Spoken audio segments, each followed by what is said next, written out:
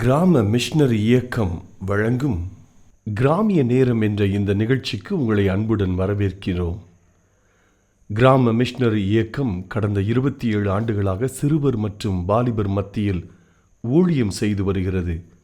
800க்கும் மேற்பட்ட மிஷனரிகளோடு தமிழ்நாட்டில் உள்ள 38 மாவட்டங்கள் உட்பட ஆந்திரா, ஒடிசா, கர்நாடகா, சத்தீஸ்கர், ஜார்க்கண்ட் மற்றும் மத்திய பிரதேசம் ஆகிய மாநிலங்களிலும் நற்செய்தி பணியை செய்து வருகிறது.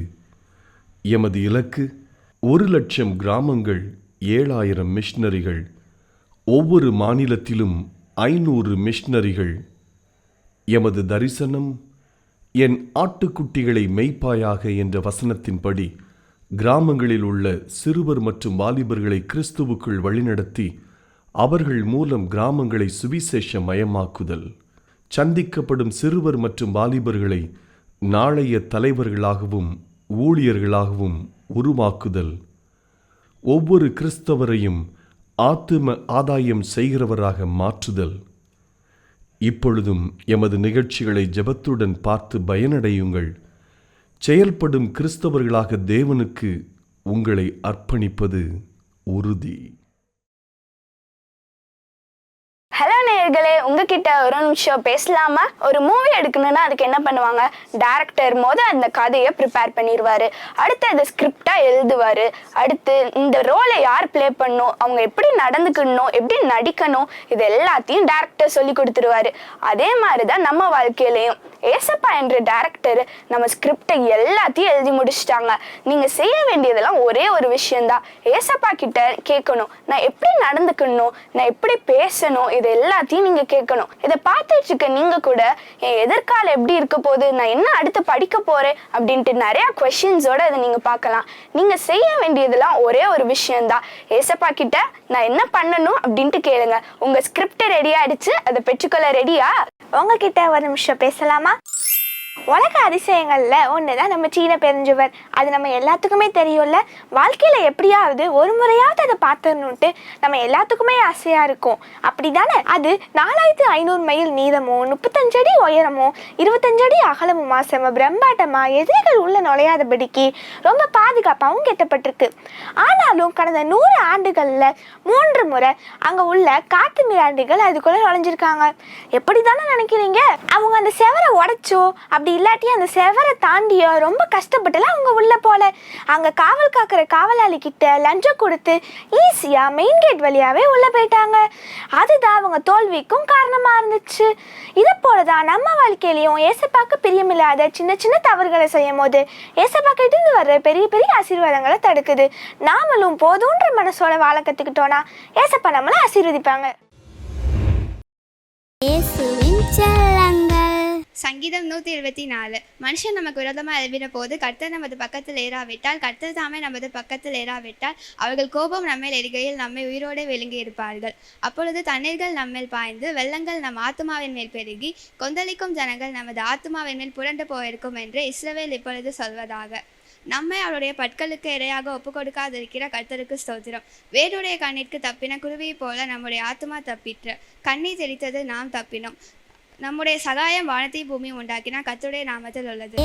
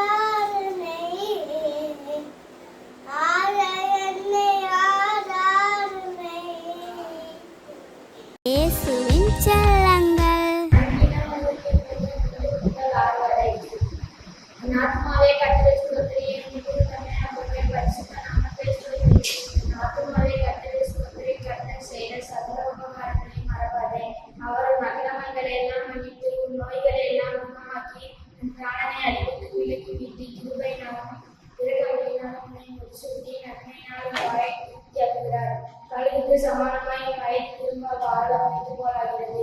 கொடுக்கப்படுவதை யாருக்கும் கத்தனைக்கும் நன்றி செய்கிறார். ஆமென். இயேசுவின் செல்லங்கள். Praise the Lord.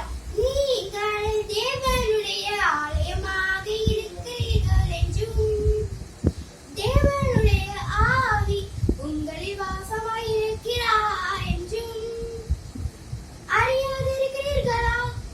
அறியாதிருக்கிறீர்களா? அறியாதிருக்கிறீர்களா? 1 கொரிந்தியர் 3:16. 1 கொரிந்தியர் 3:16. Thank you. கிராமங்களில் இருக்கிற சிறுபிள்ளைகள் வாலிபர்களுக்கு ஆண்டோடைய அன்பை முதலாவது சொல்லணுங்க. அது சர்ச்சில்லாத கிராமத்தில் இருக்கிற பிள்ளைகளை சந்திக்கணுங்க. முன்னாடியேன்னா ஒரு சில தம்பிமார்கள் சின்ன பிள்ளைகள் புஸ்தகத்தில் படிச்சுக்கிட்டு இருப்பாங்க. இப்போ நாங்கள் கிராமப்புறங்களில் மிஸ்டரிகளை அனுப்பும்போது எல்லாரும் ஆளுக்கு ஒரு செல்ஃபோனும் வச்சுருக்காங்க. இளம் தலைமுறையினர் சிறுவர்கள் வாலிபர்களுக்கு என் ஆண்டோடைய அன்பை சொல்லுவது அவசரம். இயேசு கிறிஸ்துவின் இனிய நாமத்தினாலே கிராம மிஸ்டரி இயக்க குடும்பத்தின் சார்பாக கிராமிய நேரம் என்ற நிகழ்ச்சிக்கு உங்களை அன்போடு கூட வரவேற்கிறேன். எனக்காக நாங்கள் செய்து வருகிற ஊழியத்திற்காக நீங்கள் ஜெபிப்பீர்கள் என்று நம்புகிறேன். அல்லேலூயா. ஆண்டவர் உங்கள் ஜெபத்தை கேட்டு எங்களுடைய எல்லைகளை ஊழியத்தின் எல்லைகளை விரிவாக்கி கொண்டே இருக்கிறார். எல்லா இடங்களிலும் சிறுவர்கள் வாலிபர்கள் தாங்க முதல்ல சந்திக்கப்படணுங்க. அல்லேலூயா. அவர்களைத்தான் பிசாசு வஞ்சிக்கிறான். சிறு பிள்ளைகளை வாலிபர்கள் இன்றைக்கு குடிக்கிறார்கள், அன்பில்லாமல் இருக்கிறார்கள். நிறைய பெற்றோர்களுங்க குடிச்சு தன் உயிரை போக்கிட்டாங்க. நல்ல சாட்சியுள்ள தகப்பன்மார்கள் இல்லவே இல்லைங்க. அதனால் அடுத்த சந்ததிகள் தன் தகப்பன் தாங்க முதல் டீச்சர். அவங்கள பார்த்து தானே பிள்ளைகள் வளரணும். நான் கிராமங்களில் பார்க்குறேன், கிட்டத்தட்ட ஒரு 60% மேலே குடிக்கிற தகப்பன்மார்கள் தான் இருக்கிறாங்க. யோசித்து பாருங்கள். அப்பாவே குடிக்கிறாருன்னா, எங்கள் ஊரில் ஒரு பழமொழி சொல்லுவாங்க, 8 அடி பாஞ்சா 16 அடி பிள்ளை பாயுன்னு சொல்லி. பார்த்தீங்களா? ஒருவேளை இவங்க சாராயம் குடிக்கிறாங்க, பிள்ளைகள் அப்படித்தானே வளர்வாங்க. அவர்கள் எல்லாம் ரட்சிக்கப்படுவதற்கு இந்த சிறு பிள்ளைகள் இளம் தலைமுறையில் ஆண்டவரை சந்திப்பது மிகவும் அவசியம். கிராமங்களில் இருக்கிற சிறு பிள்ளைகள் வாலிபர்களுக்கு ஆண்டோடைய அன்பை முதலாவது சொல்லணுங்க. அது சர்ச்சில்லாத கிராமத்தில் இருக்கிற பிள்ளைகளை சந்திக்கணுங்க. அல்லேலூயா. இன்றைக்கி ஆனால் சர்ச்சில் உள்ள பிள்ளைகளுக்கு சண்டே கிளாஸ் இருக்குது, வாலிபர் கூட்டம் இருக்குது, நிறைய வாய்ப்புகள் இருக்குதுங்க. ஆனால் கிராமங்களில் இருக்கிற சிறுவர்கள் எல்லா வாலிபர்கள் சாயங்காலம் அப்படி கிராமத்துக்கு போனாங்க. முன்னாடியேன்னா ஒரு சில தம்பிமார்கள் சின்ன பிள்ளைகள் புஸ்தகத்தை எடுத்து படிச்சுக்கிட்டு இருப்பாங்க. இப்போ நாங்கள் கிராமப்புறங்களில் மிஸ்டரிகளை அனுப்பும்போது எல்லாரும் ஆளுக்கு ஒரு செல்ஃபோனும் வச்சுருக்காங்க. வேதனைங்க. அருமையான இந்த செய்தி கேட்கிற நண்பர்களே, இளம் தலைமுறையினர் சிறுவர்கள் வாலிபர்களுக்கு என் ஆண்டோடைய அன்பை சொல்லுவது அவசரம். இயேசுவின் வேலை, ராஜாவின் வேலை மிகவும் அவசரம் ஐயா. இது அவசரமாக சொல்லப்பட வேண்டும்.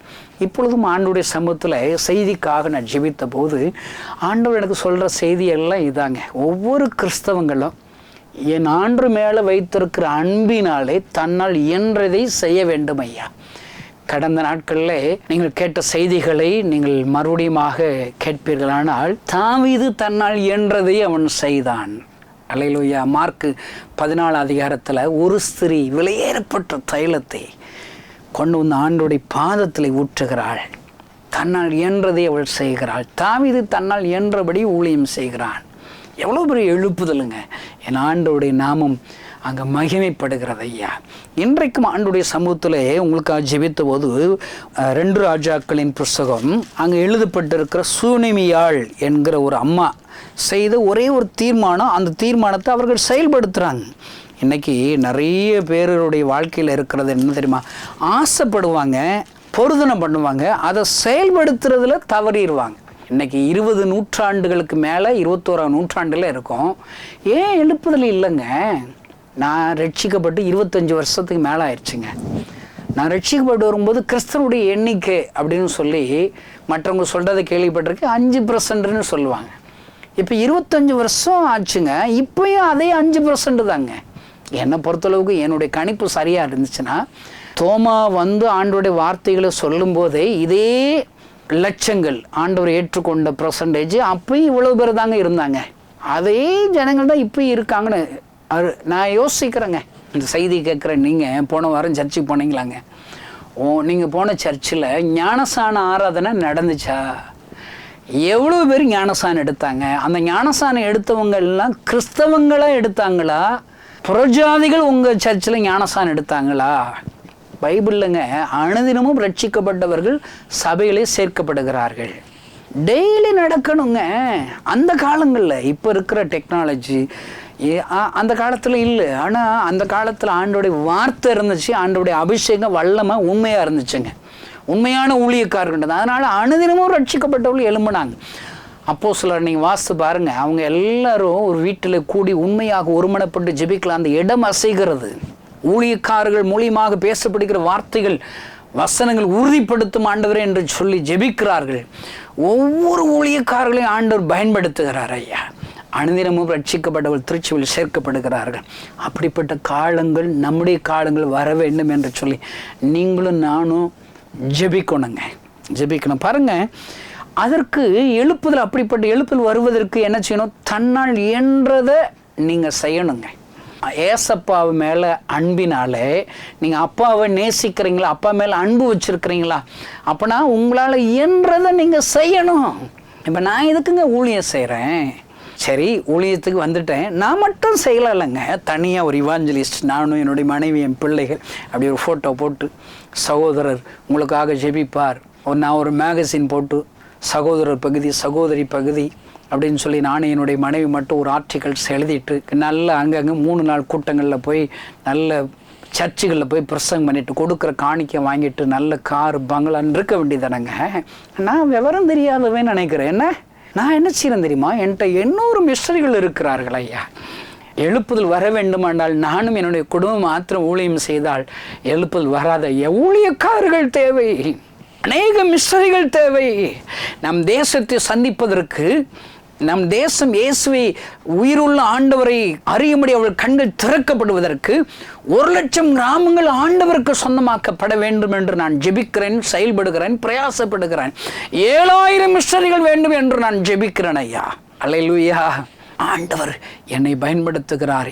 இன்னும் பெரிய ஒரு அறுவடை கொடுத்தார். இது போதாது, என்னால் என்றதை நான் செய்கிறேங்க. இந்த செய்தி கேட்குற நீங்கள் எல்லாரும் இதே மாதிரி செயல்படணும். செயல்படுறதுங்க புறஜாதிகள், கிராமங்கள், இயேசுவை அறியாதவர்கள் இயேசுவை அறிவதற்கு உங்களுடைய ஜெபங்கள் பயன்படணும், உங்களுடைய காணிக்கைகள் பயன்படணும். இன்னைக்கு ஒரு மிஷனரி இயக்கத்துடைய தலைவர் சொல்லுகிறார், கிறிஸ்தவத்திற்கு வருகிற காணிக்கையில் 90% காணிக்கைகள் கிறிஸ்தவங்களை மாற்றுகிறதுக்கு தான் செலவழிக்கப்படுகிறது என்று சொல்லுகிறார். அதல்லங்க, புறஜாதிகள் மத்தியில் ஊழியம் நடப்பதற்கு உங்களுடைய காணிக்கை உதவி செய்ய வேண்டும். கட்டடம் கட்டுவது நல்லது. எங்களுக்கும் எங்கள் பகுதிகளில் கிட்டத்தட்ட ஒரு 60 மிஸ்டரி அறைகள் கட்டணும்னு சொல்கிறேன். ஏன்னா ஊழியக்காரர்கள் தங்கி பயிற்சி பெறுவதற்கு ஒரு மிஸ்டரி அறை கட்டுவதற்கு 2 லட்சம் ரூபாய் தேவை என்று நான் சொல்லுகிறேன், ஃபண்ட்ரைஸ் பண்ணுகிறேன். அநேகர் எழும்பி இருக்கிறார்கள், அதுவும் தேவை. ஆனால் அதை காட்டிலும் ஆத்துமாக்கள் தேவை. அல்லேலூயா. இப்போ நிறைய பேருங்க பெரிய சர்ச்சாக கட்டிடுவோம், அங்கே ஆத்துமாக்கள் வரமாட்டாங்க, ஆத்துமாக்கள் வேணும்னு ஜோம் பண்ணிகிட்டு இருப்போம். நான் சொல்கிறேன், முதல்ல கட்டடம் கட்டுறதை விட முதல்ல ஆத்துமாக்கள் வேணும்னு சொல்லி நீங்கள் ஜெபிங்க. ஒரு 1000 ஆத்துமாக்கள் வந்துட்டா 1000 பேர் உட்கார்ற சர்ச்சை அவங்களே கட்டிடுவாங்க. எது இம்பார்ட்டன்ட்ங்க? ஆத்துமாக்கள் மத்தியில் ஊழியங்கள் நடக்கணும். ஒரு மிஷனரி பணிகள் எடுப்பதுதான் முக்கியம். அதற்காக நீங்கள் பிரயாசப்படுங்க. ஒருவேளை நீங்கள் எல்லாரும் எனக்கு காணிக்க கொடுங்க நான் சொல்லலைங்க. நான் இன்றைக்கு பேசி வருகிற செய்தியெல்லாம் உங்களால் இயன்ற ஊழியத்தை உங்கள் பகுதிகளில் நீங்கள் செய்யுங்க. நீங்களும் செய்யுங்க. அல்லேலூயா. நான் சொல்கிறேன், ஒவ்வொரு கிறிஸ்தவ குடும்பங்களும் ஒரு கிராமத்தை தத்தெடுங்க. அந்த கிராமத்தில் நீங்கள் போய் ஊழியம் செய்யுங்க. நீங்கள் சுவிசேஷ ஊழியம் ரெகுலராக கிரமமாக ஜெபத்தோடு செஞ்சுக்கிட்டே இருங்க. கட்டாயம் ஆண்டவர் உங்களை பயன்படுத்துவார். அந்த கிராமத்தில் ஒரு சர்ச்சு கட்டுறதுக்கு இடம் வாங்குங்க. அந்த கிராமத்தில் நீங்கள் ஒரு சர்ச்சு கட்டுங்க. அந்த சர்ச்சுக்கு நீங்கள் தான் பிஷப், நீங்கள் தான் செக்ரட்டரி, நீங்கள் தான் ட்ரெஸரர். யாரும் உங்களை கேள்வி கேட்க மாட்டாங்க. அல்லையிலோ யாரோ கட்டி வச்சுட்டு போன மிஷனரிகள் கட்டின சர்ச்சில் நான் தான் தலைவராக இருக்கணும் அப்படின்னு சொல்லி சண்டையை போட்டுக்கிட்டு இருக்கிறாங்க இப்போ இருக்கிற கிறிஸ்தவங்க எல்லாம். ஐயா, நான் என்ன சொல்கிறேன், நீங்கள் போய் சர்ச்சு கட்டுங்க, உங்களுக்கு யாரும் சண்டைக்கு வரமாட்டாங்க. அல்லையில் ஒவ்வொரு குடும்பம் ஒரு கிராமத்தில் சர்ச்சு கட்டுங்களேன். எவ்வளோ பெரிய எழுப்புதல் வருங்க. உங்களால் முடியலையா? எங்களை போல மிஷனரிகளுக்கென்று ஒரு வேளை சர்ச்சை கட்டுவதற்கோ ஒரு மிஷனரிகளை தாங்குவதற்கோ நீங்கள் ஜெபியுங்கள், கொடுங்கள் ஐயா. இதுதான் எழுப்புதல். தன்னால் இயன்றதை நீங்கள் செய்யணுங்க. அல்லேலூயா.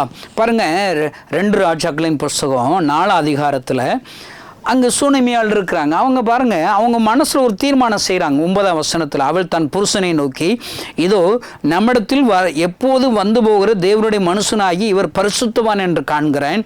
நாம் மெத்தையின் மேல் ஒரு சிறிய அறை வீட்டை கட்டி அதிலே அவருக்கு ஒரு கட்டளையும் மேஜையும் நாற்காலியும் குத்துவிளக்கு வைப்போம்.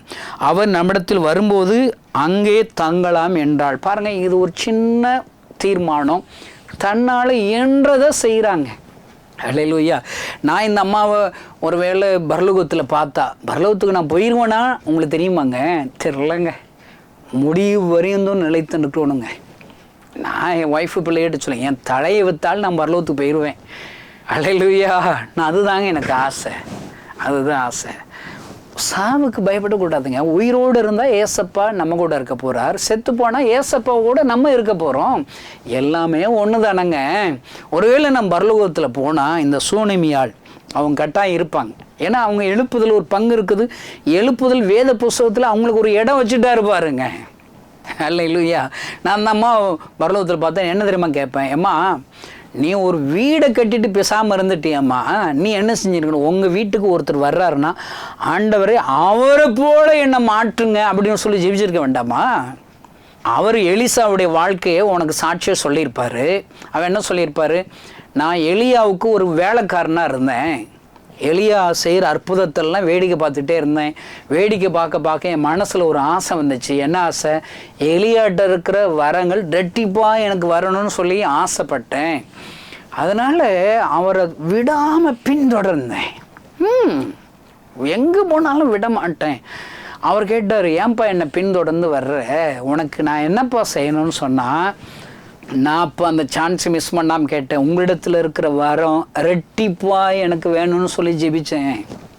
எலியாட்ட இருக்கிற அதே வரங்கள் ரெட்டிப்பாக எனக்கு கொடுத்துட்டாருன்னு சாட்சி சொல்லியிருப்பான். அதை சுனேமியாள் கேட்டு என்ன செஞ்சுருக்கணும்?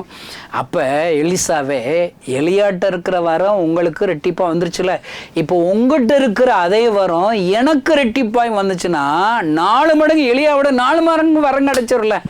எனக்கு வரங்களை தாங்களே, நான் ஊழியம் செய்கிறேன், ஏசப்பாவை நிரூபிக்கிறேன். அல்லேலூயா. அப்படி தானே கேட்டிருக்கணும். ஏமா அப்படி கேட்காம விட்டீங்க? அந்த அம்மா சொல்லியிருப்பாங்க, அதெல்லாம் வேணாம் கணேசன், எனக்கு எலிசாவை போல் என்னால் மாற முடியல. ஆனால் எனக்கு ஒரு ஆசை, என்னால் என்றதை நான் செய்கிறேனே. நான் எலிசாவை மாற முடியாது, நான் எலியாவை மாற முடியும். ஆனால் என்னால் என்ற உதவிகளை ஊழியம் செய்கிற எலிசாவிற்கு நாம் செய்யட்டும் என்று அவள் செய்கிறாள் ஐயா. அதுதான் என்னால் என்ன செய்ய முடியும். எங்களுக்கு ஒரு வீடு கொடுத்துருக்கிறார். அந்த வீட்டில் மெத்தையில் மாடியில் ஒரு சிறிய அறை, சின்ன அறை அங்கே போட்டிருக்கும்போது ஒரு சிறிய அறை வீட்டை கட்டி, எங்கள் வீடு பெருசாக இருக்கலாம், எப்பயாவது வந்து போகிற அந்த ஊழியக்காருக்கு அவருடைய அசிஸ்டன்ட் ஒரு அறை கட்டுறேனே, இது என்னால் முடியுங்க. அவ்வளோதான். அவள் மனதில் தீர்மானம் விதித்து அதை செயல்படுத்துகிறாள். என் ஆண்டு மீது அன்பு ஐயா அந்த அம்மாவிற்கு, அதோடு கூட ஊழியக்காரர்கள் மேலே அன்பு. அல்லேலூயா. அந்த அன்பின் நிமித்தமாக ஒரு சிறிய அறை வீட்டை கட்டுகிறாள். அந்த வீட்டில் எலிசா வந்து தங்கி இருக்கிறார். அந்த எலிசாவை கொண்டு மகிமையான காரியத்தை செய்கிறார் ஐயா. அல்லேலூயா. அந்த எலிசா போஷிக்கப்படுவதற்கு இவள் தன்னால் இயன்றதை செய்கிறாள். ஊழியம் செய்வதற்கு தன்னால் இயன்றதை செய்கிறாள். இவள் மூலியமாக போஷிக்கப்பட்ட அந்த எலிசாவை கொண்டுதான் ஆண்டவர் மகிமையான காரியத்தை செய்கிறார். அடுத்த அதிகாரம் வாசித்து பாருங்க. எரேமியா 1 ராஜாக்கள் 5 அதிகாரத்தை வாசித்து பாருங்க. அங்கு நாகமான் என்கிற குஷ்டரோகி சுகப்படுத்தும்படி ஆண்டவர் அந்த எலிசாவை பயன்படுத்துகிறார். அல்லேலூயா.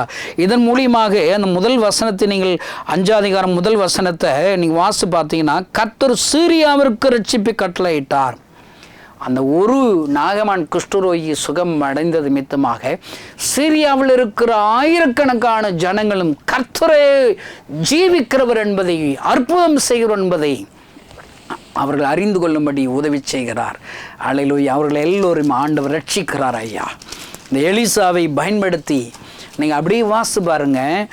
காற்றையும் காண மாட்டீர்கள், மழையும் காண மாட்டீர்கள், ஆனால் தண்ணீருற்று வரும் என்று கர்த்தர் சொன்னபடி இந்த எலிசாவை பயன்படுத்துகிறார். அல்லேலூயா. எலிசாவுடைய இன்னும் அற்புதங்களை பார்ப்பீர்களானால் 2 ராஜாக்கள் 7ஆம் அதிகாரம் 1ஆம் வசனத்தில் அவனை கொண்டு ஆண்டவர் செய்கிறார். பெரிய ஒரு பஞ்சம் வருகிறது,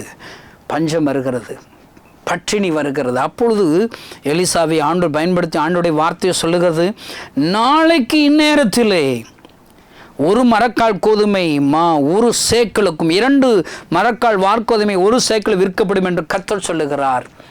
இவருடைய வார்த்தையின்படி ஆண்டவர் அற்புதம் செய்கிறார். என்ன அற்புதங்க! இவ்வளோ பெரிய ஊழியத்தை எலிசாவை கொண்டு ஆண்டவர் நடப்பிக்கிறார். மரித்தோரை உயிரோடு கூட எழுப்புகிறார். அப்படிப்பட்ட ஊழியனாக சூனமியால் மாற முடியாது. ஆனால் அப்படிப்பட்ட ஊழியக்காரர் ஊழியம் செய்வதற்கு தன்னால் என்றதை செய்ய வேண்டும் ஐயா, முடியும் ஐயா. அல்லேலூயா. அன்பினாலே, என் ஆண்டு மீது வைத்திருக்கிற அன்பினாலே சூனமியால் உதவி செய்ய இந்த செய்தி கேட்கிற சகோதரனே சகோதரியே, நீங்கள் இன்றைக்கி ஜெபம் பண்ணுங்க. உங்களால் என்னங்க செய்ய முடியும்? எழுப்புதல் காலங்களில் இப்போ 7000 மிஷனரி எங்கள் ஊழியத்தில் வருவாங்க. நான் அடிக்கடி பெரிய ஒரு பாரண தெரியுமா, எங்கள் மிஷனரிகள் தங்கி ஊழியம் செய்வதற்கு ஒரு நல்ல வீடு வேணுங்க. வாடகைக்கு வீடு தரமாட்டுறாங்க மிஷனரிகளுக்கு. இந்த செய்தி கேட்குற நீங்கள் எங்கேயாவது உங்களுக்கு வீடு கட்டி விட்டுருந்தீங்க, சும்மா இருக்குன்னா என் கூட தொடர்பு கொள்ளுங்கள். அந்த வீட்டில் எங்கள் மிஷனரிகள் அனுப்பி தங்க வச்சு அதை சுற்றி உள்ள கிராமங்களெல்லாம் நாங்கள் ஊழியத்தை நாங்கள் செய்வோம். அல்லேலூயா. நல்ல வீடு வேணுங்க.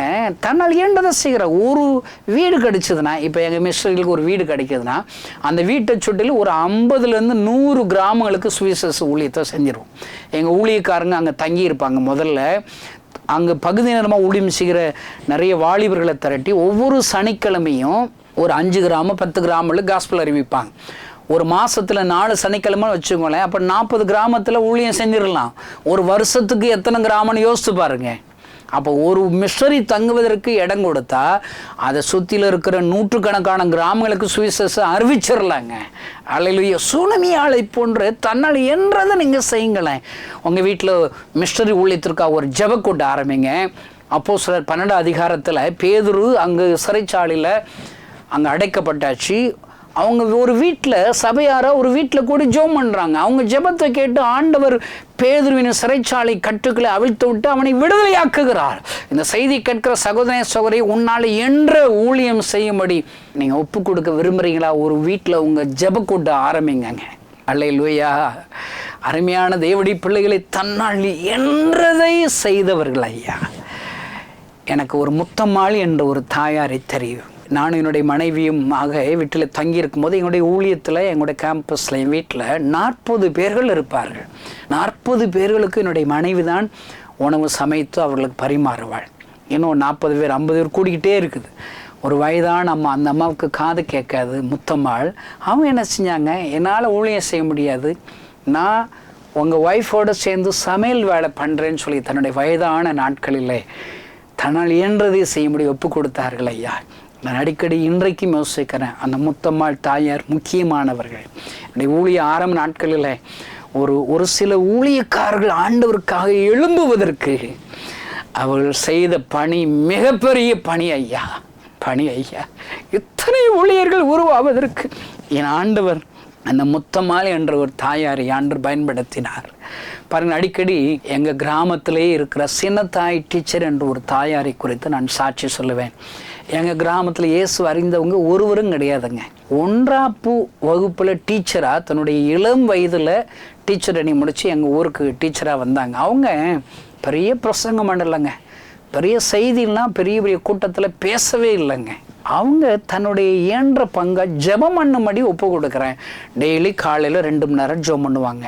அவங்க ஜெபம் பண்ண இடத்துல அப்படியே கண்ணீராக இருக்குங்க, தண்ணி போல் இருக்குங்க. இரவில் 2 மணி நேரம் முழங்காலில் நிற்பாங்க. பாருங்கள், அவங்க சிறு வயதில் வாலிப பருவத்தில் ஒப்பு கொடுத்து ஜெபம் பண்ண ஆரம்பித்தாங்க. சின்ன சின்ன கதைகளை சொல்லி பாடம் சொல்லி கொடுப்பாங்க. அல்லேலூயா. அவங்க ரிட்டையர்ட் ஆகி 64வது வயசில் மனசில் ஒரு சோர்வு, இத்தனை வருஷம் நம்ம ஜெபிக்கிறோம், இந்த கிராமத்திற்காக ஜெபிக்கிறோம், ஆனால் ஒரு மாற்றமே இல்லையே, என்னுடைய வாழ்நாளை நான் வீணாக்கிட்டேன். அவங்க கல்யாணமே முடிக்கலைங்க, இயேசுவுக்காக தன்னுடைய வாழ்க்கையை ஒப்பு கொடுத்துட்டாங்க. ஜெப ஊழியத்திற்காக, ஜெப மிஷனரியாக ஒப்பு கொடுத்துட்டாங்க. சோர்வுகள், ஒரு மாற்றமும் இல்லை. இந்த கிராமத்தில் ஒருவர் கூட ரட்சிக்கப்படவில்லை என்று சொல்லி அழுதார்கள், முறுமுறுத்தார்கள். ஜெபம் பண்ணுவதற்கு ஒருவேளை ஆசையில் அந்த வாஞ்சியெல்லாம் குறைஞ்சிருச்சு. ஜெபம் பண்ணி என்ன பிரயோஜனம்? இத்தனை வருஷம் கிட்டத்தட்ட 19 வயசுலேருந்து நம்ம ஜெபிச்சுட்டு இருக்கிறோம். இப்போ 64 வயசாயிருச்சு, இன்னும் எழுப்புதல் இல்லையே, ஒரு பிரயோஜனம் இல்லை என்று சொல்லி முறுமுறுத்த நாட்களிலே என் ஆண்டவராகிய இயேசு ஒரு நாள் இரவிலே அவர் அழுது கொண்டிருந்த போது தரிசனமானாராம். பாருங்கள், அந்த சின்னத்தாய் டீச்சரிடத்தில் ஆண்டவர் பேசினார், என் மகளே, இத்தனை வருட உன்னுடைய ஜெபத்தை கேட்டு ஒரு எழுப்புதல் இல்லையே என்று சொல்லி முறுமுறுக்கிறாயே, உன் ஜெபத்தை கேட்டு உலகம் முழுவதும் பெரிய ஒரு அறுவடையை நான் கொடுத்திருக்கிறேன், அதெல்லாம் உன் கண்களினால் பார்க்கவே முடியாது. ஆனால் இந்த கிராமத்தில் என்ன ஒன்று நடக்கலைன்னு தானே சொல்லி ஜெபிக்கிற. உன் ஜெபத்தை கேட்டு இந்த கிராமத்தில் 2 வாலிபர்களை நான் ரட்சித்திருக்கிறேன், அவர்கள் நித்தம் என்னுடைய சமூகத்தில் ஜெபித்து கொண்டிருக்கிறார்கள் எழுப்பதற்காக என்று சொன்னாராம். இந்த சின்னத்தாய் டீச்சருக்கு அத்தனை ஆச்சரியம். யாரது என்று விசாரித்த போது நானும் என்னோடு கூட ரட்சிக்கப்பட்ட பாலமுருகன் என்ற ஒரு சகோதரனும் ஒரு வீட்டிலே நாங்கள் ஜெபித்து கொண்டிருந்தோம். அல்லேலூயா, எத்தனை சந்தோஷம். இந்த டீச்சர் அம்மா சொல்லுவார்கள், என்னால் என்றதை நான் செய்யும்படி நான் ஜெப ஊழியத்தை நான் செய்தேன். என் ஜெபத்தை கேட்டு நிறைய எழுப்புதல ஆண்டவர் கொடுத்துருக்கேன்னு சொல்கிறார், அது பார்க்க முடியாது. ஆனால் என் கண்ணு மனுக்கு 2 பேர் ரட்சித்துட்டார்ல, உங்களை உலகம் முழுவதும் பயன்படுத்துவார் இயேசு என்று சொன்னார்கள். என்னுடைய ஊழியம் முடிந்தது, என்னால் என்றதை செய்தேன் என்று சின்னத்தாய் டீச்சர் அர்ப்பணித்தார்கள், ஜெபித்தார்கள். ஆண்டவர் பெரிய ஒரு காரியத்தை செய்தார். அதே போல தான் சூனமியால் தன்னால் என்றதை அவள் செய்தாள், ஒரு அறை வீட்டை கட்டி கொடுத்தாள். அதன் மூலியமாக எலிசாவை ஆண்டவர் பயன்படுத்துகிறார். இந்த செய்தியை கேட்கிற சகோதரனே சகோதரியே, இன்றைக்கு ஆண்டவருக்காக நீ என்ன செய்திருக்கிறாய், என்ன செய்து கொண்டிருக்கிறாய், என்ன செய்ய போகிறாய், இன்றைக்கு ஒரு தீர்மானம் செய். என்னால் என்றதை செய்யும்படி ஒரு அறை வீட்டை, ஒரு மிஸ்டர் வீட்டை கட்டி கொடுக்க போகிறேன், ஒரு ஆலயத்தை கட்டி கொடுக்க போகிறேன். என்னால் என்றபடி ஒவ்வொரு நாளும் 1 மணி நேரமாவது ஜெபம் பண்ணி அவருடைய கண்ணீரை துடைக்க போகிறேன். ஒரு நாளைக்கு ஒருவருக்காவது இயேசுடைய அன்பை பிரசங்கிக்க போகிறேன். ஒரு வீட்டு ஜெபக்கூட்டம் ஆரம்பிக்க போகிறேன். என்னால் இணைந்து என்றபடி இந்த மிஸ்டர் இயக்கத்தோடு இணைந்து ஒரு ஊழியக்காரராக என்னை ஒப்புக் கொடுக்கிறேன். என்னுடைய பகுதிகளில் ஏதாயில் ஒரு உதவி செய்து ஊழியங்கள் நடப்பதற்கு உதவி செய்ய போகிறேன். உங்களால் என்றதையும் செய்யும்படி ஒப்புக் கொடுப்பீர்களா? ஆண்டவர் உங்களை எடுத்து பயன்படுத்துவார். கண்களை மூடி நாம் ஜெபிக்கலாம். பரலோகத்தில் இருக்கிற எங்கள் அன்பு தகப்பனே, தன்னால் என்றதை செய்த சூனமியாளை போன்ற இந்த செய்தியை கேட்கிற ஒவ்வொருவரும் அர்ப்பணிக்கட்டும் அப்பா. யாரெல்லாம் என்னால் என்றபடி நான் ஜெபம் பண்ணி ஊழியம் செய்ய போகிற ஒப்புக் கொடுக்கிற அவளை ஆசீர்வதிப்பீரா. தன்னால் என்றதை செய்த சூனமியாளின் குறைவுகளை நிறைவாக்கினது போல இப்பொழுது யாரெல்லாம் என்னெல்லாம் செய்ய முடியும் ஒப்புக் கொடுக்கிறார்களோ, என்னால் என்றபடி ஒரு முழு நேர மிஸ்டரிகளை ஜெபத்தினாலே காணிக்கினாலே தாங்குகிறேன் என்று ஒப்புக் கொடுக்கிறார்களா? ஒரு அறை வீட்டை கட்டி கொடுக்கும்படி ஒப்புக் கொடுக்கிறார்களா? ஒரு ஆலயத்தை கட்டி கொடுக்கும்படி ஒப்புக் கொடுக்கிறார்களா? அவர்கள் ஒவ்வொருவரையும் நீர் ஆசீர்வதிப்பீரா. அவர் வீட்டில் இருக்கிற குறைவுகளை நிறைவாக மாற்றும் எழுப்புதலை இவர்களுக்கு ஒரு பங்கை தருவீராக. இதன் நிமித்தமாக அவருடைய குடும்பத்தை ஆசீர்வதியும் பெரிய காரியங்களை செய்யும். இயேசுவின் நாமத்தினால் பிதாவே, ஆமென். இந்த செய்தி நிச்சயமாக உங்களை செயல்பட தூண்டிருக்கும் என விசுவாசிக்கிறோம். நீங்களும் எங்களோடு இணைந்து தேவனுக்காக ஏதாவது செய்ய விரும்புகிறீர்களா? கீழ்கண்ட எங்களது ஊழிய திட்டத்திற்காக ஜெபிக்க முன்வரலாமே. தமிழ்நாடு மற்றும் பிற மாநிலங்களிலும் ஆலயம் கட்ட தேவையாய் உள்ள 1000 கிராமங்களில் இடம் வாங்கி ஆலயம் கட்டப்பட ரூபாய் 5 லட்சமோ அல்லது அதில் ஒரு பகுதியோ கொடுத்து ஆலயம் கட்டி கொடுப்போர் எழும்ப ஜெபியுங்கள். சூனேமியால் எலிசாவுக்கு ஒரு அறை வீட்டை கட்டி கொடுத்தது போல புதிய மிஷனரிகள் தங்கி பயிற்சி எடுப்பதற்கு ரூபாய் 2 லட்சம் கொடுத்து ஒரு மிஷனரி வீட்டை கட்டி கொடுப்போர் எழும்ப ஜெபியுங்கள். நாம் சந்திக்கும் வாலிபர்கள் மற்றும் ஆரம்ப விசுவாசிகளை கிறிஸ்துவுக்குள் வளரச் செய்ய ரூபாய் 300 கொடுத்து முழு வேதாகமும் வாங்கி கொடுப்போர் எழும்ப ஜெபியுங்கள். நாம் பணி செய்யும் 8 மாநிலங்களிலும் உள்ள 880 மிஷனரிகளை மாதந்தோறும் ரூபாய் 10,000 கொடுத்தோ அல்லது இயன்ற காணிக்கையை கொடுத்தோ தாங்குவோர் எழும்ப ஜெபியுங்கள். தமிழ்நாடு மற்றும் பிற மாநிலங்களிலும் துரிதமாக சுவிசேஷம் அறிவிக்கவும் பின்தொடர் பணிக்காகவும் சுவிசேஷ வாகனங்கள் வாங்கி கொடுப்போர் எழும்ப ஜெபியுங்கள். தங்கள் வாலிப மற்றும் சிறு பிள்ளைகள் ரட்சிக்கப்பட, அபிஷேகிக்கப்பட மற்றும் இயேசுவுக்கு சாட்சியுள்ள பிள்ளைகளாக வளர கண்மணி பிள்ளைகள் இயேசுவுக்காக திட்டத்தில் தங்கள் பிள்ளைகளை இணைக்கிற பெற்றோர்கள் எழும்ப ஜெபியுங்கள். இந்தியா முழுவதிலும் இன்னும் துரிதமாக நம் மிஷனரி பணிகள் நடக்க மாதந்தோறும் அல்லது வருடத்திற்கு ஒரு முறையாவது ரூபாய் 1000 கொடுத்து எழுப்புதல் விரும்பும் பங்காளர் திட்டத்தில் இணைகிற அநேகர் எழும்ப ஜெபியுங்கள். மேலும் எங்களோடு தொடர்பு கொள்ள விரும்பினால் திரையில் காணும் எங்கள் முகவரியும் குறித்துக் கொள்ளுங்கள். கிராம மிஷனரி இயக்கம், தபால் பெட்டி எண் 51, விருதுநகர் 626001. இந்த நிகழ்ச்சியையோ அல்லது எங்கள் ஊழியத்தையோ நீங்கள் தாங்க விரும்பினால் எங்கள் தொலைபேசி எண்ணை குறித்துக் கொள்ளுங்கள். 7378000444. கர்த்தர் தாமே உங்களை ஆசீர்வதிப்பாராக.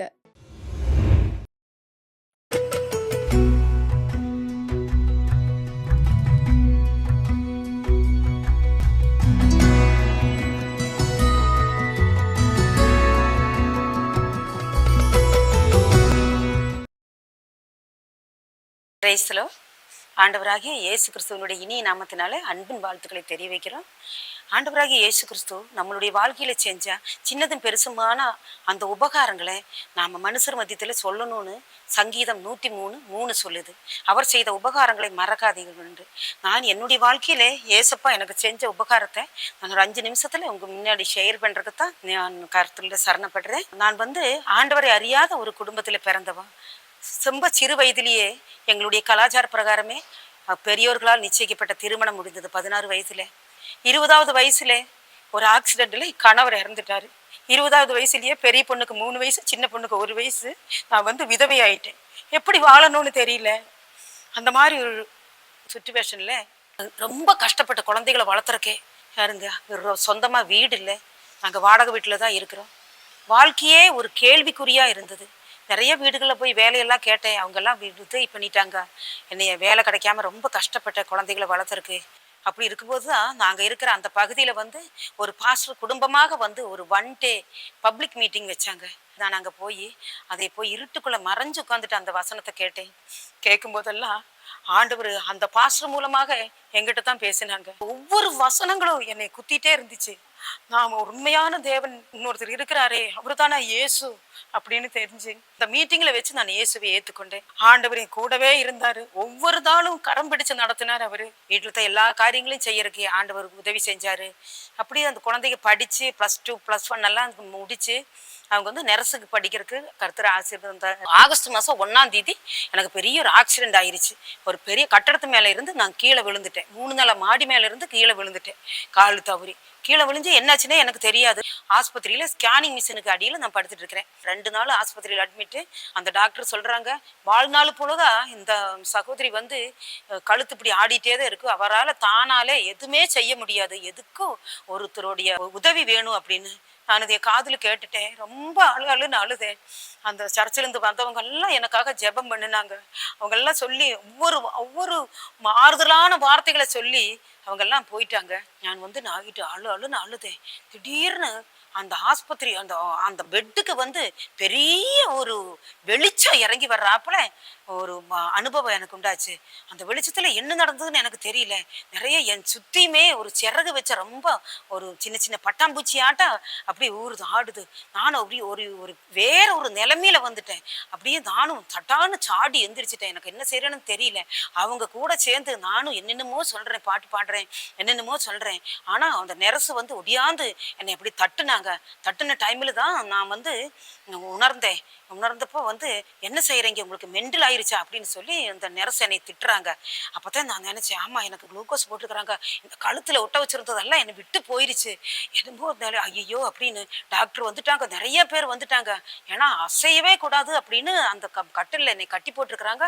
நான் இந்த மாதிரி செஞ்சுட்டு இருக்கிறேனே அப்படின்னு சொல்லி நானே ரொம்ப கரிச்சியா மன்னிச்சிருங்கன்னு சொல்றேன். ஏன்னா நான் அந்த 4 நாளா பாருங்க என்னுடைய நாவே அசையாது. ஸ்பைனல் கோடு கட்டாயி போனதுனால எந்த சரீரத்தில் இருக்கிற எந்த உறுப்புகளுமே அசையாது. எல்லாமே என் பிள்ளைகளும் நெரசுகளும் தான் செஞ்சு வச்சுட்டு இருக்கிறாங்க. நான் மன்னிச்சிருங்கன்னு சொல்றதுக்கு நான் கையை எடுத்து இப்படி மன்னிச்சிருங்கன்னு அப்படின்னு நான் சொல்லிட்டேன். என் நாவல நல்லாவே வார்த்தை வருது. அவன் நான் சொன்னேன், டாக்டர் நான் ஜெபிச்சிட்டு இருந்தேன் அப்படின்னு. அப்போ இவங்களுக்கு அதிசயம், பேசவே கூடாது இந்த பொம்பளை இப்ப பேசுதே அப்படின்னு நினைச்சு இவங்களுக்கு அதிசயம். டாக்டர் எனக்கு ஆப்ரேஷன் பண்ண வேண்டாம் டாக்டர், என்னை ஆண்டவர் சுகமாக்கிட்டாரு அப்படின்னு சொன்னேன். உங்களுக்கு மெண்டலா அப்படின்னு கேட்டு மறுபடியும் என்னை திட்டுறாங்க. அப்போ பார்த்தா பாருங்க என்னுடைய அதிசயம், குளுக்கோஸ் போட்டிருந்தாங்க அது தானாவே கலண்டு இருக்குது, யூரின் டியூப் போட்டு அது வந்து தானாவே கலண்டு இருக்குது. உலகத்துல நடக்காத சம்பவம். இயேசு என்னை சௌக்கியம் செஞ்சுட்டாரு அப்படின்னு சொன்னேன். அப்படின்னு சொல்லி நானே மண்டி போட்டு அந்த பெட்டில் உட்காந்து கழுத்தை திருப்பி மழுப்பி நான் காமிச்சிட்டு இருக்கிறேனுங்க. காமிச்சேன். டாக்டரெல்லாம் அதிசயிச்சிட்டாங்க. டாக்டர் சொன்னாங்க, நாங்கள் நம்ப மாட்டோம், இது மெடிக்கல் ஃபீல்டு, எங்களுக்கு வந்து ரிப்போர்ட் கிடைச்சா தான் நாங்கள் நம்புவோம் அப்படின்னு சொன்னாங்க. நான் சொன்னேன், நான் இங்கேயே இருக்கிறேன்னு இல்லையா, நீங்கள் எப்படி வேணாலும் ட்ரீட்மெண்ட் எடுத்துக்கோங்க, ஆனால் எனக்கு இப்போ வலி இல்லை, நான் கழுத்தெல்லாம் திருப்பி காமிக்கிறேன். ஆனால் அவங்க என்னை யார் அட்மிட் பண்ணினாங்களோ அவங்களுக்கெல்லாம் ஃபோன் போட்டு விட்டுட்டாங்க. சொந்தமாக வாகனங்க வண்டி வச்சிருக்கிறவங்கலாம் அந்த நைட்டோட நைட்டாகவே வந்துட்டாங்க என்னை பார்க்கறக்கு. காலையில் எழும்புனதுமே எனக்கு 7 மணிக்கு முதல் ஆப்ரேஷன் எனக்கு. ஆனால் பாருங்க, என்னை ஆப்ரேஷனுக்கு கொண்டு போகாமல் மீதி இருக்கிறவங்களெல்லாம் ஒவ்வொருத்தர் ஆப்ரேஷனுக்கு கொண்டு போயிட்டாங்க. என்னை மறுபடியும் ஸ்கேனிங் எடுக்கிறதுக்கு கொண்டு போனாங்க. அந்த ஸ்கேனிங்கில் வந்து ரிப்போர்ட் சீக்கிரமாக வந்துடுச்சு, எல்லாரும் வந்துட்டாங்க. அந்த ரிப்போர்ட் வச்சு அவங்க பார்க்குறாங்க. அதிசயம், அந்த கட்டான அந்த ஸ்பைனல் கோட்டில் வந்து பாருங்க 3/4 இன்ச்சுக்கு அந்த கேப் இருக்குது. முதல்ல எடுத்த ஸ்கேனிங்கில், 2வது எடுத்த ஸ்கேனிங்கில் அந்த 3/4 இன்ச்சு கேப்பு வந்து அப்படி மறைஞ்சு இருக்குது பாருங்க. அந்த டாக்டரே சொன்னாங்க, இவ்வளவு அதிசயம் நான் எத்தனையோ வருஷங்களா நாங்கள் இந்த மெடிக்கல் ஃபீல்டில் இருக்கிறோம், ஆனால் இந்த மாதிரி ஒரு அதிசயம் நடந்தது நாங்கள் பார்த்ததில்லை அப்படின்னு. நீங்கள் நம்புற இந்த தேவன் உண்மையான தேவனா இருந்தா நாங்களும் நம்புறோம் அப்படின்னு சொன்னாங்க. காத்துட்டு இருக்கிற அத்தனை பேருக்கும் அது ஒரு பெரிய சாட்சியா இருந்துச்சுங்க. அது வரைக்கும் 4000 ரூபாய் செலவாயிருந்தது அந்த ஆஸ்பத்திரியில. அந்த டாக்டர் அதையும் கூட எங்களுக்கு திருப்பி தந்துட்டாங்க. நீங்க வந்து 6 மாசம் உங்களுக்கு டைம் தரேன், எதேச்சும் பிரச்சனை வந்ததுன்னா நீங்க வாங்க, உங்களுக்கு இலவசமா அந்த ஆபரேஷனை நான் செஞ்சு தரேன், எந்த காசும் நீங்க கொடுக்க வேண்டாம் அப்படின்னு சொல்லி அந்த 4000 ரூபாயும் எங்களுக்கு திருப்பி தந்து எங்களை வீட்டுக்கு அனுப்பிட்டாங்க. வீட்டுக்கு வந்துட்டேன். வீட்டுக்கு வந்து எவ்வளவோ ஜனங்க கூட்டமா வர்றாங்க. ஏன்னா என்னுடைய வாழ்வே முடிஞ்சது அப்படின்னு பார்த்துட்டு இருக்கிறவங்க நிறைய இருக்கிறாங்க. ஆனால் அது வரைக்கும் நான் எனக்கு ஏசப்பாவுக்கு ஏதாச்சும் செய்யணும், ஊழியம் செய்யணும்னு எனக்கு எந்த திட்டமும் இல்லை. எப்படியோ என் பிள்ளைகளை வளர்த்தணும், அவங்கள படிக்க வைக்கணும், அவங்கள கல்யாணம் முடிக்கணும் அப்படின்னெல்லாம் ஒரு திட்டம் மட்டும்தான் இருந்துச்சு. அந்த படுக்கையில் படுத்து நான் ஏசப்பா கிட்ட சொன்னேன், அப்பா நீங்கள் இவ்வளோ பெரிய காரியத்தை எனக்கு செஞ்சு தந்திருக்கிறீங்களே, நான் உங்களுக்காக ஊழியம் செய்ய என்னை ஆயத்தப்படுத்துங்கன்னு நான் அந்த படுக்கையில் நான் சொன்னேன். எதுக்காக ஏசப்பா என்னோட வாழ்க்கையில் இவ்வளோ இதாக செய்கிறாங்கன்னு எனக்கு தெரியல. எல்லாம் முடிச்சு என் கணவர் இறந்துட்டாரு, நான் தனியாயிட்டேன். நான் நினைச்ச, ஆண்டவரே உங்களுக்காக ஊழியம் பண்ணணும், எப்படி பண்ணணும், என்ன செய்யணும்னு எனக்கு தெரியாது அப்படின்னு. ஆண்டவர் எனக்கு தந்த ஆரோக்கியத்துல பாருங்க, முன்ன செஞ்சதை விட நல்ல ஆரோக்கியத்திலேயே நான் எல்லா வேலையும் ஓடி செஞ்சுட்டு இருந்தேன்.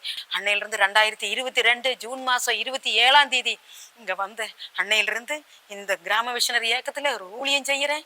ஆண்டவர் வந்து பெரிய காரியத்தை செய்யறாங்க. என்னை ஆசீர்வதிச்ச ஆண்டவர் நிச்சயமாகவே பாருங்க உங்களையும் ஆசீர்வதிப்பதை பார்க்கிற ஒவ்வொருத்தர்களுக்கும் இது ஒரு பெரிய சாட்சியாக இருக்கட்டும், இது ஒரு ஆசீர்வாதமாக இருக்கட்டும். நீங்களும் ஏதாச்சும் காரியத்தை ஆண்டவருக்காக செய்யுங்க. இந்த சாட்சி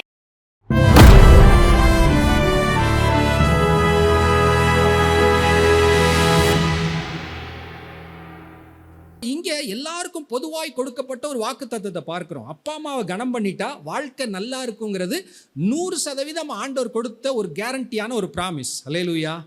இது நடக்குமா, இந்த வாக்குத்தத்தம் எனக்கு சொந்தமாகுமா, இதுக்கு ஃபாஸ்டிங் இருந்து ஜெபித்து சொந்தமாக்கணுமாலாம் கிடையாது. அப்பா அம்மாவை கனம் பண்ணிட்டா, அவங்களுக்கு பிரியமானதை செஞ்சிட்டா, இந்த வார்த்தையின்படி ஆண்டவர் நமக்கு கொடுக்குற ஒரு ஈஸியான மெத்தட். பைபிளில் ஆசீர்வாதங்களை சுதந்திரித்துக் கொள்ள வழிகள் நிறைய சொல்லியிருக்கு. நான் நினைக்கிறேன் இது ரொம்ப ஒரு ஈஸியான வழி. இப்போ நம்ம இங்கே இருக்கிறவங்க பல வயசில் இருக்கிறோம், வாலிபர்களாக இருக்கிறோம், அப்பா அம்மாவான இப்போ தான் அப்பா அம்மாவான சிலர் இருக்கிறீங்க, தாத்தா பாட்டியானவங்களும் இந்த செய்தியை கேட்குறவங்க இருக்கலாம். எல்லாருக்குமே இது ஒன்று ஞாபகப்படுத்துது. அப்பா அம்மாவை என்ன செய்யணும், கனப்படுத்த வேண்டும். கனம்னா என்னது? ஒருவேளை இருதயத்திலிருந்து அவங்கள மதிக்கிற மரியாதையாக இருக்கலாம், அவங்கள அற்பமாக நினைக்காத ஒன்றாக இருக்கலாம், ஒருவேளை வயதான காலத்தில் அவங்களுக்கு செய்ய வேண்டிய உதவிகள், அந்த கவனிக்கிறது, பல விஷயங்கள் அடங்கி இருக்கிறது. நமக்கு ஆண்டவர் சொல்கிற ஒரே காரியம், ஈஸியாக வாழ்க்கையில் ஆசீர்வாதமாக இருப்பதற்கு பெற்றோருக்கு கீழ்ப்படுகிற ஒரு இருதயம் இருந்தால் அது நமக்கு வாழ்க்கைக்கு ஆசீர்வாதமாக இருக்கும்.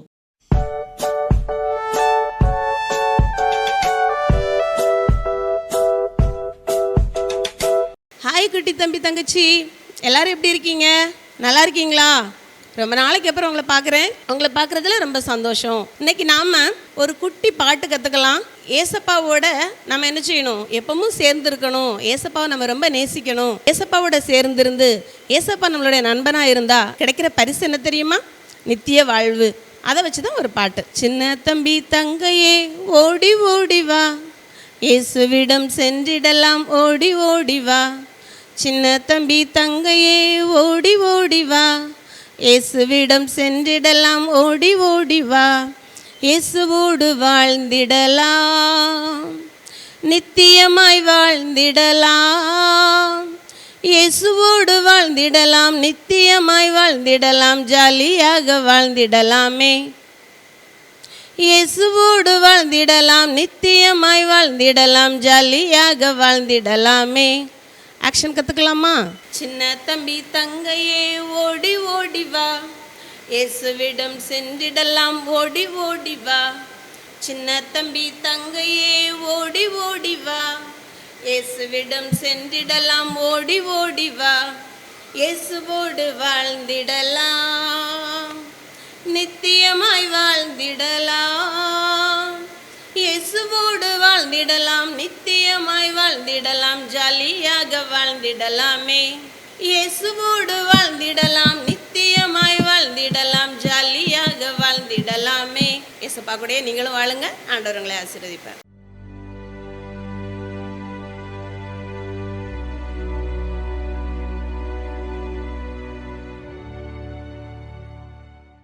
நாம் ஒவ்வொரு நாளும் ஒரு மிஸ்டரி சம்பவத்தை பற்றி நாம் பார்த்து கொண்டிருக்கிறோம்.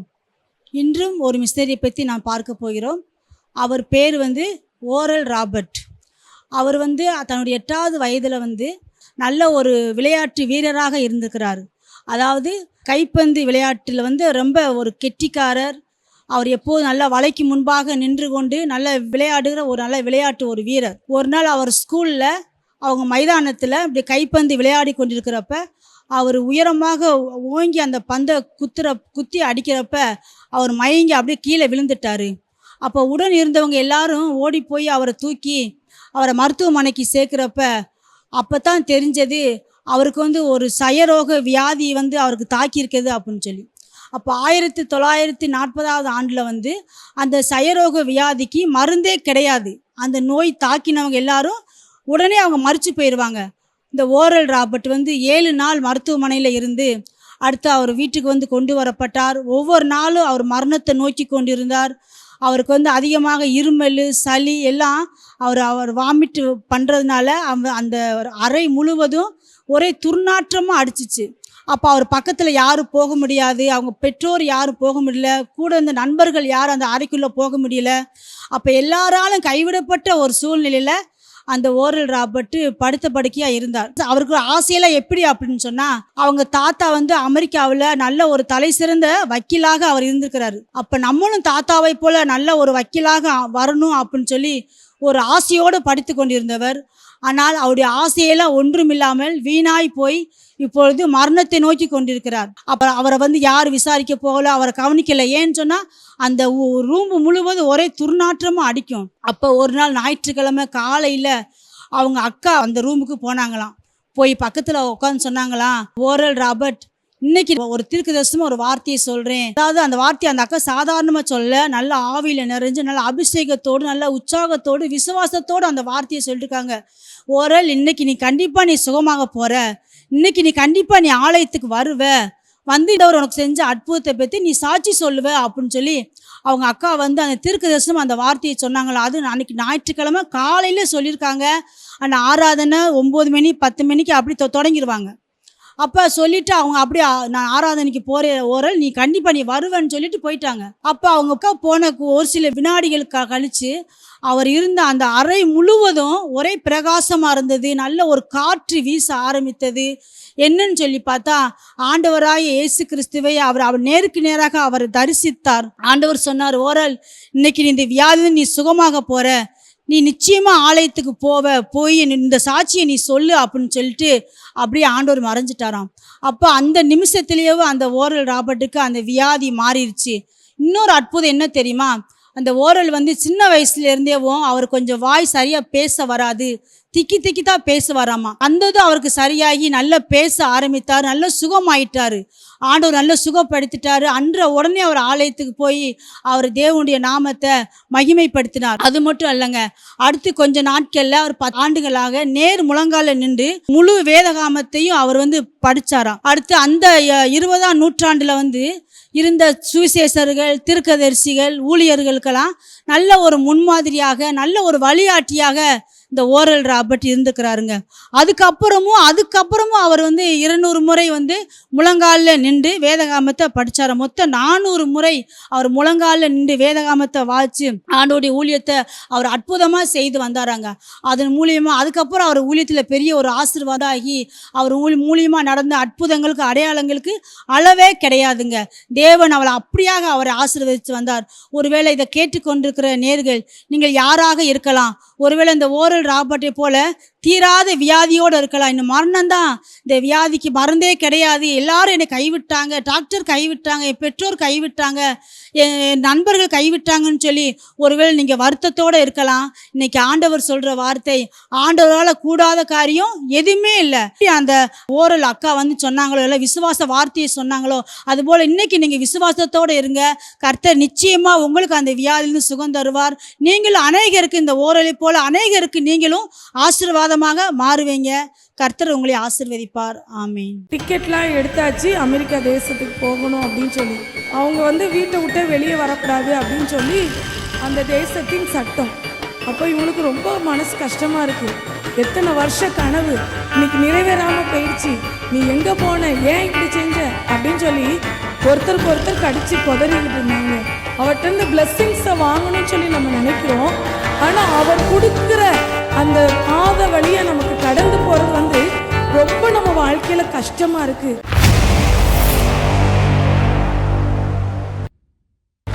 ஒரு தம்பதியினர் இருந்தாங்க.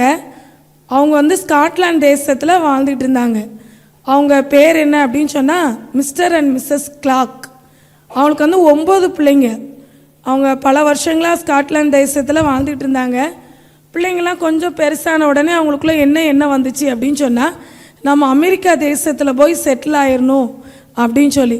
அப்போ பல வருஷங்களாக அந்த அமெரிக்கா தேசத்துக்கு போகிறதுக்கு வேண்டிய எல்லா பணத்தையும் சேகரித்து அந்த 9 + 2 பேர் 11 பேருக்கு டிக்கெட்லாம் எடுத்தாச்சு, அமெரிக்கா தேசத்துக்கு போகணும் அப்படின்னு சொல்லி. அந்த நாளை ஆயத்தப்பட்டு எதிர்பார்ப்போடு காத்திருக்கிறாங்க. அப்படி காத்திருக்கிற அந்த நேரத்தில் அவங்க கிளம்புறதுக்கு ஒரு வாரத்துக்கு முன்னாடி அவங்க குடும்பத்தில் இருக்கிற ஒரு பையனுக்கு நாய் கடிச்சிருச்சு. அப்போ அங்கே ஸ்காட்லாந்து தேசத்தில் நாய் கடிச்சிருச்சு அப்படின்னு சொன்னால் அந்த முழு குடும்பத்தையும் தனிமைப்படுத்தி வச்சுருவாங்களாம். அவங்க வீட்டை விட்டு வெளியே வரக்கூடாது அப்படின்னு சொல்லி அந்த தேசத்தின் சட்டம். அப்போ இவங்களுக்கு ரொம்ப மனசு கஷ்டமாக இருக்குது. என்ன நம்ம எவ்வளோ தூரம் நம்ம ஜெபிச்சு எவ்வளோ பிரயாசப்பட்டு நம்ம எல்லாரும் போய் அமெரிக்கா தேசத்தில் செட்டில் ஆயிடணும் அப்படின்னு சொல்லி இவ்வளோ ஆயத்தப்பட்டு இவ்வளோ காரியங்களை நம்ம ஏற்படுத்தினோமே, ஆனால் போக முடியாதபடி இப்படி கடைசி நேரத்தில் இந்த பையனுக்கு நாய் கடிச்சிருச்சு அப்படின்னு சொல்லி அப்பா தன்னுடைய மனைவியை திட்ட, அவங்க 2 பேருமா சேர்ந்து அந்த நாய் கடி வாங்கின அந்த பையனை திட்ட, உன்னால தான் இப்படி ஆகிப்போச்சு, எத்தனை வருஷ கனவு இன்னைக்கு நிறைவேறாமல் போயிடுச்சு, நீ எங்கே போன, ஏன் இப்படி செஞ்ச அப்படின்னு சொல்லி ஒருத்தருக்கு ஒருத்தர் கடித்து கொதறிக்கிட்டு இருந்தாங்க. இப்படி ஒரு பக்கம் நடந்துகிட்டு இருக்கிற நேரம் திடீர்னு பார்த்தா அவங்க போக வேண்டிய அந்த ஃப்ளைட்டு 5 நாள் கழித்து கேள்விப்படுறாங்க. அது போன விமானம் ஆக்சிடெண்ட் ஆகி அந்த விமானத்தில் இருந்த எல்லாரும் மரித்து போனாங்க அப்படின்னு சொல்லி. அப்போ தான் அவங்களுக்கு யோசனை வந்துச்சு, நம்ம இந்த விமானத்தில் போனோம் அப்படின்னு சொன்னால் நிச்சயமாக நம்ம 11 பேரும் அந்த இடத்துல என்ன செஞ்சுருப்போம், இறந்து போயிருப்போம். அதிலிருந்து ஆண்டவன் நம்மளை காப்பாற்றணும் அப்படிங்கிறக்காக இந்த காரியத்தை என் வாழ்க்கையில் அனுமதிச்சிருக்கிறாங்க அப்படின்னு சொல்லி ஆண்டவர் அவங்களுக்கு உணர்த்தினாங்களாம். இன்றைக்கி நம்முடைய வாழ்க்கையிலையோ நிறைய ஆண்டவர்கிட்ட நம்ம ஆசீர்வாதத்தை பெற்றுக்கொள்ளணும், அற்புதங்களை பெற்றுக்கொள்ளணும் அப்படின்னு சொல்லி நம்ம நினைக்கிறோம். அவர்கிட்ட இந்த பிளெஸ்ஸிங்ஸை வாங்கணும்னு சொல்லி நம்ம நினைக்கிறோம். ஆனால் அவர் கொடுக்குற அந்த பாத வழியாக நமக்கு கடந்து போகிறது ரொம்ப நம்ம வாழ்க்கையில் கஷ்டமாக இருக்குது. ஐயோ இது எனக்கு பேர்டனாக இருக்கே, இது என்னால் தாங்கிக் கொள்ள முடியாத ஒரு பாரமாக இருக்கே அப்படின்னு சொல்லி நம்ம நினைக்கிறோம். ஆனால் ஆண்டவர் நமக்கு வைத்திருக்கிற பிளெஸ்ஸிங்கை நம்ம சுதந்திரிக்கணும் அப்படின்னு சொன்னால் அவர் நமக்கு வைத்திருக்கிற அந்த பேர்டனை நம்ம சுமந்து தான் அந்த பிளெஸ்ஸிங்கை நம்ம பெற்றுக்கொள்ளணும். நம்ம வாழ்க்கையில் ஆண்டவர் அனுமதிக்கிற எல்லா காரியமும் நிச்சயமாகவே நன்மைக்கு எதுவாகவே நடக்கும் அப்படிங்கிறதுல எந்த சந்தேகமும் இல்லை.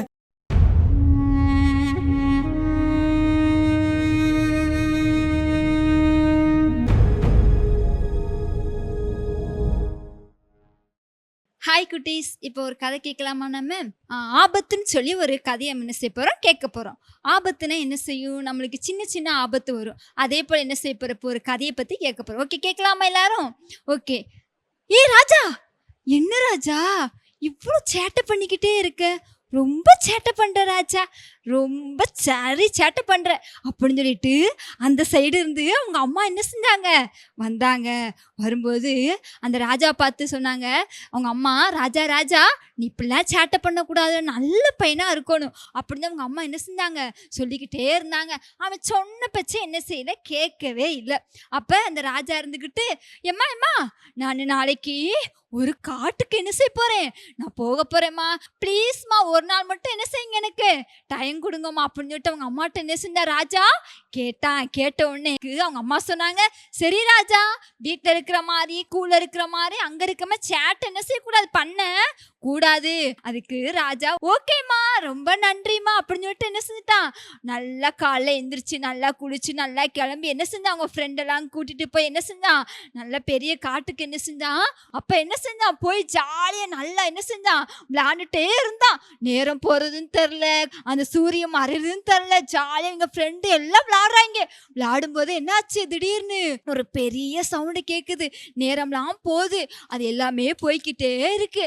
அப்போ அந்த ராஜா அவங்க ஃப்ரெண்டை கூப்பிட்டு, அவன் கூட இருக்கிற ஃப்ரெண்டு குமார், அந்த பையனை கூப்பிட்டு, குமார் நம்ம இன்னைக்கு ஒரு நாள் ஃபுல்லாக இங்கே இருப்போம்டா, நம்ம 2 பேரும் மட்டும் இருப்போம்டா அப்படின்னு சொல்லிட்டு என்ன செஞ்சாங்க, 2 பேரும் நல்ல பையன் பேசினாங்க.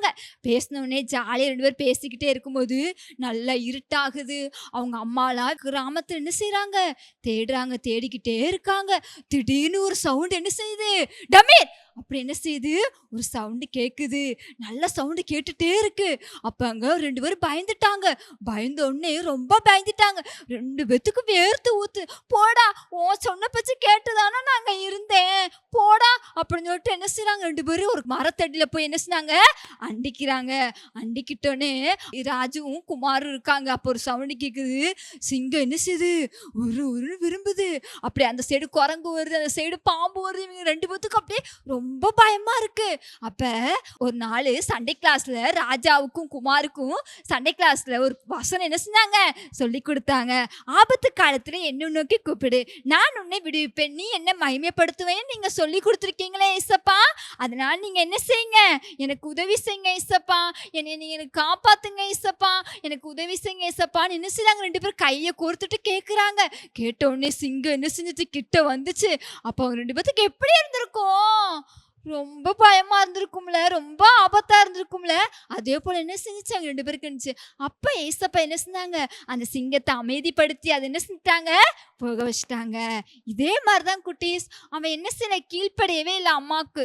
அவங்க அம்மாட்ட குடுன்னு போய் இதெல்லாம் நடந்ததை பத்தில என்ன செஞ்சா, ஜாலியா சொன்னான். அம்மா கடைசியில் என்னை யாருமா காப்பாத்துனா, ஏசப்பா தாம்மா என்னை காப்பாத்துனாங்க, ஏசப்பா தாம்மா என் கூட இருந்தாங்க. ஒரு அக்கா வந்து எனக்கு சண்டே கிளாஸ்ல வசனம் சொல்லி கொடுத்தாங்கம்மா, அதாம்மா எனக்கு கிரியை செஞ்சிச்சு. அந்த வசனத்து மூலமா தான் என்ன செஞ்சேன், நான் பேசுனேம்மா. நான் அவங்க அம்மாட்ட சந்தோஷமா சொன்னான்.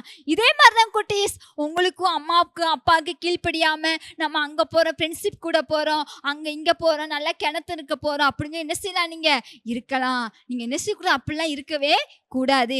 எந்த ஆபத்து வந்தாலும் நம்ம படிக்கல என்ன செய்யலாம், சோர்ந்து போயிருக்கலாம், எல்லாத்துலயும் சோர்ந்து போயிருக்கலாம், எல்லாத்துலயும் என்ன செய்யலாம் இருக்கலாம். நீங்க ஏசப்பாட்ட ஆபத்துன்னு ஒரு நேரம் வரும்போது, எனக்கு படிக்க வரலன்னு சொல்லி நீங்க என்ன செய்யலாம், ஏசப்பாட்ட ஆபத்து காலத்தை என்னை நோக்கி கூப்பிடுன்னு சொல்லி போட்டிருக்கலாம் ஏசப்பா உங்க வசனம், அதன்படியே எனக்கு செய்யுங்க ஏசப்பா என்ன செய்யலாம், நீங்க சொல்லலாம். ஏசப்பா என்ன செய்யலாம், அவங்க கூட எப்பயுமே என்ன செய்வாரு, இருப்பாரு. எந்த ஆபத்து வந்தாலும், பெரிய ஆபத்து வந்தாலும், சின்ன ஆபத்து இருந்தாலும் என்ன செய்வார் ஏசப்பா, உங்களுக்கு உதவி செய்வாரு. ஆபத்து காலத்துல என்ன நோக்கி கூப்பிடு, நான் உன்னை விடுவிப்பேன், நீ என்னை மகிமைப்படுத்துவாய். சங்கீதம் 50:15. மனதில் கலக்கமா, வாழ்வில் பயமா, பாவ பழக்கத்திலிருந்து விடுபட முடியவில்லையா, வாழ்வில் என்ன செய்வோம் என்ற குழப்பமா, தேவனுக்காக ஏதாவது செய்ய ஆசையா, விடை தெரியாத கேள்விகளுக்கு விடையறிய வாருங்கள்.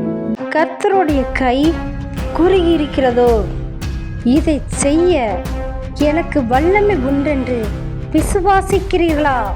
திருச்சி மொராய் சிட்டியில் மாபெரும் எழுப்புதல் வாலிபர் முகாம் ஆகஸ்ட் 15ஆம் தேதி வியாழக்கிழமை சுதந்திர தினத்தன்று மதியம் 3 மணி முதல் இரவு 9 மணி வரை இனிமையான பாடல்கள், உயிர்ப்பிக்கும் சாட்சிகள், சிந்திக்க வைக்கும் குறு நாடகங்கள். சகோதரர் மோகன் சி லாசரஸ் மற்றும் நமது சகோதரர் டேவிட் கணேசன் அவர்களின் வல்லமையான தேவ செய்திகள். எனக்கு அன்பான வாலிப தம்பி, வாலிப மகளே, ஆண்டவர் சொல்லுகிறார், நான் உன்னை ஆசீர்வதித்து உன்னை இந்த தேசத்துக்கு ஆசீர்வாதமாய் மாற்றுவேன். உன்னுடைய கிராமத்திற்கு, உன்னுடைய பட்டணத்திற்கு, நீ இருக்கிற தாலுகாவிற்கு, நீ இருக்கிற மாவட்டத்திற்கு, இந்த தமிழ்நாட்டிற்கு, என் இந்தியாவிற்கு ஆசீர்வாதமாக நான் உன்னை மாற்றுவேன். அருமையான இங்க வந்திருக்கிற வாலிப தம்பிமார்களே, தங்கச்சிமார்களே, இன்னைக்கு நீ வீட்டுக்கு போகும்போது ஏசப்பா உங்க கூட வரப்போகிறார். இந்த கூட்டத்தில் இருக்கிற நிறைய பேர் இந்த கிறிஸ்தவ கூட்டத்தில் என்ன நடக்குன்னு வேடிக்கை பார்க்க வந்திருக்கிறீங்களா? நான் சொல்றேன், இன்னைக்கு வீட்டுக்கு போகும்போது ஏசப்பா உங்க வீட்டுக்கு உங்க கூட வரப்போகிறார். வாலிபரே, நீங்களும் பங்கு பெறுங்கள், உங்கள் நண்பர்களையும் பங்கு பெற செய்யுங்கள். மேலும் தொடர்புக்கு 9486142610 87780826167